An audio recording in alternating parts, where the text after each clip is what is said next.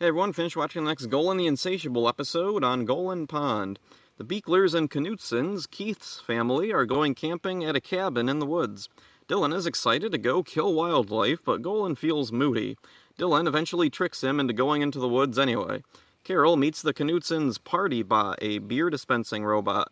Keith and Alexis, meanwhile, make plans to go into the woods and find Dry Hump Stump and have outer course, which is a real thing, don't look it up. In the woods, Golan realizes that he's 500 years old now, and the reason he's been feeling weird lately is because he's reached his rejuvenation cycle. He sheds his skin and becomes a baby version of himself. Dylan goes to gather firewood, and a wolf carries Golan away. Meanwhile, at the cabin, Carol starts getting a crush on the party bot and makes out with him. Back in the woods, Dylan begins tracking Golan. Keith and Alexis make it to the stump, but Keith admits he isn't ready to go further with her and that his father has been pressuring him. They get distracted by a shiny coin and get caught in a trap. Golan learns that the wolf thought it was one of her pups, and he proceeds to bully the runt of its litter. Carol tries to run away with Partybot after he tells her he's being traded in soon for a newer model. Dylan finds Golan and fires an arrow at the wolf, but hits Golan instead. She carries Golan off, leaving a trail of blood behind. The runt pup Golan bullied drinks some of the blood and turns into a mutant.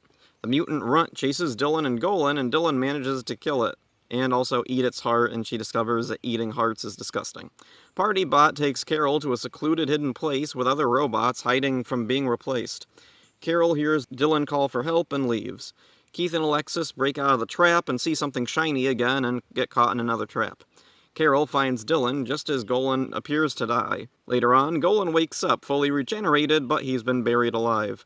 Dylan is overjoyed to see him alive. This is a great episode, and among all of them, it really stands out. Golan spends nearly the entire episode as a baby, and it's mostly in the woods, not the town of Oak Grove. The B-plot around Carol and Partybot is suitably weird, but I don't think it fits this episode. I don't think it was necessary. There's already plenty going on. Keith and Alexis' story is fine. They're both silly idiots, and their relationship, while silly and idiotic, is sweet in its own way. The wolf family that adopts Golan is another very unique element to this episode. This definitely isn't a plot you'd see on The Simpsons. Actually, it was a plot on The Simpsons once.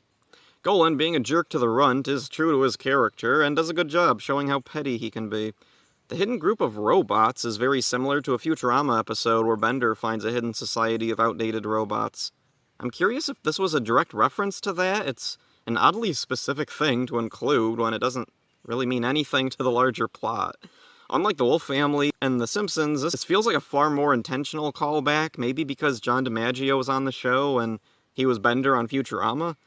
Maybe there was a plan in a future episode with the mayor, John DiMaggio's character, visiting these robots as a direct reference to that Futurama episode. This is such a weird, out-of-nowhere thing. And, Golan is no stranger to out-of-nowhere things, but it just doesn't really feel needed in an episode that already has an A and B plot.